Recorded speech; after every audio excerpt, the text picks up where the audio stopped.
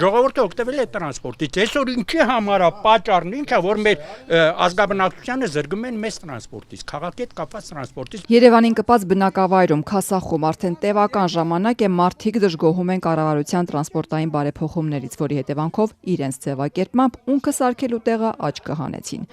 Գյուղը երջանիկ էր, երբ մայրաքաղաքային 59 համարի տրանսպորտն էր սպասարկում քասախցիներին։ Վերջերս սակայն խնդիրներ առաջացան, երբ Երևանի հետ կապը սկսեցին ապահովել միայն 3 տարի առաջ մարզային օպերատորի մրցույթում հաղթած Գագիկ Ծառուկյանի ընտանիքին պատկանող մուլտիտրանսպորտ ընկերության միկրոավտոբուսները։ Ասում էին ձեռնտու չէ, նախ նոր ավտոբուսները մինչև ֆիզիկայի ինստիտուտի խաչմերուկն են հասցնում։ Մարդիկ ստիպված են մի քանի տրանսպորտ փոխել, կրկնակի վճարել, նույն տեղը հասնելու համար։ Գյուղի զրուցարանում հավաքված տղամարդիկ վրդոված էին, ինչպես ստացվեց, որ այդ բարեփոխումների հետևանքով իրենց կյանքը ավելի բարդացավ։ Գլխավորը փողոցից ընդեղից միջև ստեմ մի կիլոմետրից ավել է։ Մենք այդքան տեղը մեր ժողովուրդը վեշով մեծ մարդիկ ոնց են բարձրանալու այստեղ։ Ամեն շաբաթ ես պետք է գնամ պոլիկլինիկա ստուգ։ Հիմա որ տրանսպորտը հանում եք։ Ես ինվալիդ մարդ, միջև տրանս ոնց գնամ կամացիչան։ Դիկը նատելնայի ենքով ձերը չերու։ Ուշ ունի ինչ հնարավորություն ունի մարդուն ստիպում ես գիտես ոնց ստրուկի տեղ են պահում 5 կիլոմետր շոշ ինչ է իր տրանսպորտ աշխատի մարդուն չի թողում ազատ շնչելու որտեվ այս պայքարը վաղը չլուծվեց մյուս օրը չլուծվեց հաստատ ամբողջ գյուղը իջնելու է մինչև անգամ գնալու ենք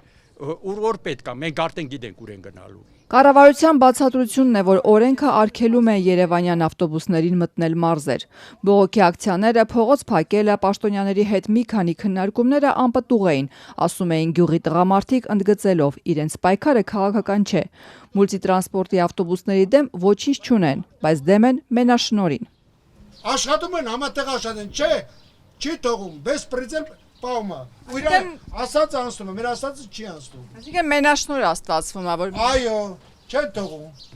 15 հեկտարի վրա համայնք է։ Այդքան ժողովրդին ոնց պետք է բավարարի։ 15 հեկտար։ Հասնում է Ծառուկյանի մոտ իրանց գիզնը։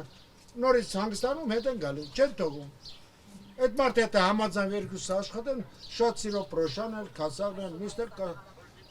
դաժե զովունին բանկան չի թողում, ուժի զորով վախ Ձերնես ֆինանսունի ամենտեղ ինքնա զավտը։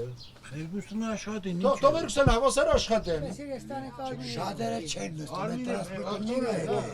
շատերը չեն նստում։ Ազատության տեսախցիկը նկատեց Ծառուկյանի ընտանիքին պատկանող թիվ 276 միկրոավտոբուսները 20 րոպեն մեկ կանոնավոր գնում գալիս էին, բայց կիսադատարկ։ Միկրոավտոբուսի վարորդները տեսախցիկի առջև խոսել չցանկացան, խոստովանեցին, թեկուզ դատարկ, բայց Երևան-Քասախ-Երևան երթուղին առավոտվա 7-ից մինչև 9:30 150 դրամով սպասարկում են։ Անց 20-ը ես եմ։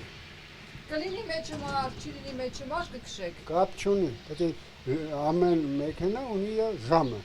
Հարևան Պրոշանում էլ նույն խնդիրն էր։ Այստեղ սակայն գյուղացիների 25 համարի ավտոբուսի պայքարը արդյունք տվեց։ Մուլտիտրանսպորտի 277 համարի միկրոավտոբուսը հին ավտոբուսին գծից չգցեց։ Պրոշյանցի Սերգո Մուրադյանն ու Մարիամ Պետրոսյանը այսօր սակայն այլ խնդրով էին եկել կառավարության դիմաց ակցիայի։ 277 համարը կարծես թե անհանգստացնում է ժողովրդին, որովհետև արդեն մի քանիսը դիմել են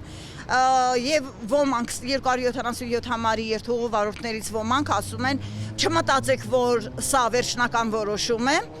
Միևնույնն է, այդ երթուղում մնալու է միայն 277 համարը, 25 համարը ուշ թե շուտ ուղևորներին են ասել, ուշ թե շուտ դուրս է գալու երթուղուց։ Մեզ չխոչընդոտեն, թող իրենք էլ աշխատեն, 25 համարն էլ աշխատի։ Բայց եթե հանկարծ 25 համարի երթուղին չգործեց, այդքան մարդիկ, որ լցվեցին փողոց, թող վախենան էլի։ Կոտայքի մարզպետ Ահարոն Սահակյանը այսօր թռուցիկ անդրադարձավ պրոշյանցիների եւ քասախցիների խնդրին։ Լուծումը բանակցում են, պետք է հասկանան։ Պնդեց, սպառնալիքների մասին տեղեկություն չունի։ Մուլտիտրանսպորտից էլ չեն արձագանքել։ Օրվա ավարտին Քասախ համայնքի բնակիչներից Արթուր Մարդանյանը Ազատությանը հայտնեց, որ մարզպետի հետ հանդիպել են։ Կառուցողական զրույց էր, սակայն մարզպետը ժամանակ է խնդրել լուծում գտնելու համար։